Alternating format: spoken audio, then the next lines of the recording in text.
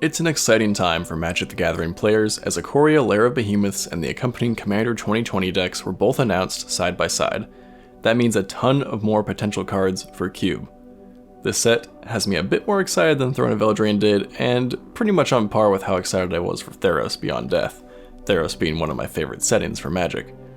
In this video, we're taking a look at some of my favorites for trying out in cubes. Keep in mind that everyone's cube is different. I try to take an unbiased look at average cubes, according to Cube Tutor, but I'm always going to be influenced by my own cube preferences, which leans more towards a medium-high or medium power level, rather than a high-powered cube with the Power 9 and original dual lands.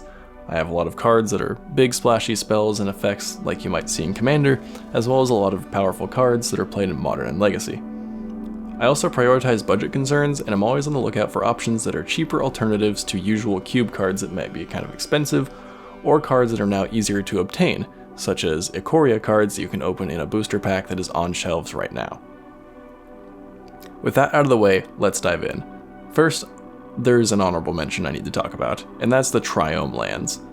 These always come in tapped, and they really aren't a whole lot better than the cycling lands from Amonkhet, which see almost no play, but the Triome lands are a great option for maybe a mid-powered cube. I imagine a lot of high-powered cubes will not run these, however. Personally, my cube has a single 3-color card for each 3-color combination, and I have each of the 10 existing tri-lands to go with it. Then I have 2 lands for each 2-color combination, including the half-cycle of slow fetch lands. With a lot of powerful lands out there, there isn't really a reason to run these tri-lands in many cubes, but if you currently run the current tri-lands, I don't think there's any reason to not run these instead. That's why I picked these as an honorable mention, because I don't actually expect them to go into that many cubes, but any new land cycle is fair game for people looking to make their cube a bit different than using the current obvious land cycles. Like I said, I run the slow fetch lands in my cube, so these work pretty well. Heartless Act. Heartless Act serves as another Doomblade variant, offering the ability to kill most creatures for only 2 mana. Whether or not you include this may depend on how rampant counters are in your cube. If you don't have many creatures with counters, then this should be an auto-include, perhaps even replacing Doomblade or Go for the Throat. Narset of the Ancient Way. Picking 3-color cards for your cube can be difficult, and I'll be honest, there aren't that many cube-worthy Jeskai cards. Mantis Rider is a solid aggro attacker, and a couple other cards may have a place in theme-specific cubes. However, I think that Narset of the Ancient Way may be the new Jeskai staple. A 4-loyalty, 4-mana Planeswalker is a great start. Then her +1 lets you gain some life and ramp into your non-creature spells, allowing you to drop her on turn 4 and cast a Lightning Bolt, Brainstorm, Faithless Looting, or Path to Exile all on the same turn. Her -2 can either just be draw a card, or it can turn into a creature or Planeswalker removal if you have a dead card in your hand. And then of course her -6, which is not that hard to obtain, provides extra defense against small creatures or a solid win condition. So a 4-mana Planeswalker, we have life gain, ramp, card draw, creature removal, and a thematic win condition. If your cube supports the wedges and shards, I think that Narset may be one of the most exciting new cards for a cube. Lurrus of the Dream Den. Lurrus of the Dream Den looks amazing. A 3/2 for lifelink with a flexible casting cost is a great base, but the ability to cast permanents from your graveyard gives aggro decks pseudo-card advantage. There are also some great combos with self-sacrifice cards like Selfless Spirit, Kami of Ancient Law, Dauntless Bodyguard, or something like Animate Dead, or anything you may have discarded to a card like Era Falconwrath. There are really a lot of great cases for this card in aggro decks and sacrifice decks that need some extra gas. It's also just great if you're behind and need to stall the game. Just reanimate a chump blocker each turn to deal with whatever your opponent is throwing at you. Anguished Unmaking and Vindicate are currently the 2 most popular black-white cards on Cube Tutor, so you may have to sacrifice a bit of flexible removal in order to slot this card into your cube. Call of the Death Dweller. There are some solid reanimation spells available for cubers, but Call of the Death Dweller may enter their ranks. All these spells have a downside. Reanimate is cheap, but punishes your life total for reanimating something expensive. Exhume lets both players reanimate a creature. Call of the Death Dweller is unique in that it's kind of like a graveyard tutor. You're spending 3 mana to get 3 mana worth of creatures, and you can get up to 2 creatures, which is a nice perk. The icing on the cake is that you can give permanent Death Touch to either, and permanent Menace to either, or put both counters on one. This not only nets you an extra card, but also improves your dead creatures.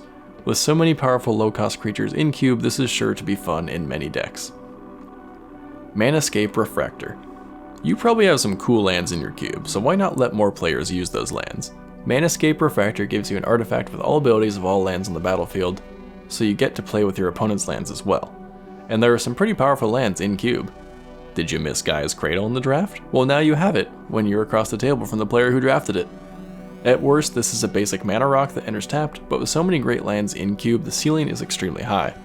If you have the Ravnica Bounce lands in your Cube, that's a fun combo at a lower power level. It's also a lot of fun with creature lands. If you're extra desperate, you can use the ability of a fetch land to get your colors. And even if this just taps for a few basic colors like with dual lands or basic lands, then it's not too shabby.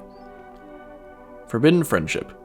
Forbidden Friendship is a bit innocuous, but it's pretty decent. It is similar to Dragon Fodder or Krenko's Command. It's great for aggressive red decks because of the 1/1 tokens it makes, has haste. This card might be relegated more to Pauper cubes, but I figured it was worth a mention since Dragon Fodder does see some play. Luminous Broodmoth. I don't really know what I need to say about Luminous Broodmoth. It's a well-costed flyer that gives your creatures a second chance at life, as flyers. This card is amazing, and White's top end is full of flying creatures. I can see this replacing the long-standing Restoration Angel or the slightly less expensive Flicker Wisp, because it kind of serves a similar role. While Restoration Angel is generally used to save a creature from a removal spell or get a bounce effect again, Broodmoth does these things as well, in a different way. If your opponent kills a non-flyer, it will come back again. Your opponent will probably avoid killing your other creatures with this card out, meaning it will instantly eat a removal spell if your opponent has one. That means that worst case scenario, your other threats can get in easier, and if you have a blue-white ETB theme in your cube, then this card seems like a perfect choice to add to that. Drannith Magistrate. Drannith Magistrate does a lot as a hate card. It's up to you how much hate you include in your cube, but this little wizard does a lot. Think about it. He shuts down Flashback, Adventure, Escape, Companion, Retrace, Red Impulsive Draw Spells, Rebound, and theft effects like Hostage Taker and Gonti Lord of Luxury.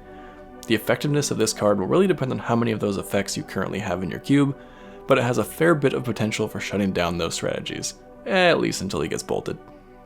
Verge Rangers. I chose Verge Rangers over Cartographer's Hawk for a couple reasons, and I understand this may be a controversial choice. Both cards are conditional.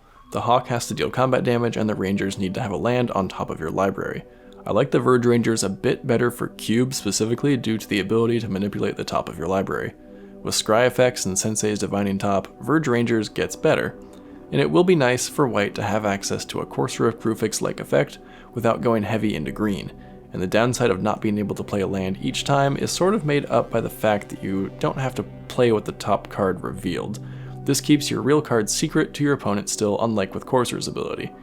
When you can't use it, it's a 3/3 first strike for 3, which isn't the worst thing ever. Fiend Artisan. Fiend Artisan is definitely a weaker version of a card like Birthing Pod or Survival of the Fittest, but I think it serves as a possible replacement for Green Sun Zenith. I can see this as a budget option, or an easier to obtain option at least, for players on a budget. This is a repeatable creature tutor that rewards graveyard strategies. Since Cube has a lot of built-in randomness compared to Constructed where you can play 4 copies of a card, making Fiend Artisan a great toolbox creature. In terms of comparing it to Green Sun Zenith, this being a creature that can't activate until your next turn does make it weaker, but if it does live, you can activate it once per turn, repeatedly. High risk, high reward. It is nice that it also works as an attacker if you need it to, and supports sacrifice in graveyard decks by also requiring you to sacrifice creatures. If you're replacing a Golgari card for this, you're probably going to be taking out removal, but some cubes do run Lotleth Troll, and I think this is a worthy replacement, although it does serve a slightly different purpose. Well, those are my top 10 Ikoria and Ikoria Commander cards for Cube. There are actually a lot of other cards I think are worth a consideration, so write down in the comments below what cards you're excited about for Cube. And don't forget to like and subscribe, and I will see you in the next Masonzero MTG video.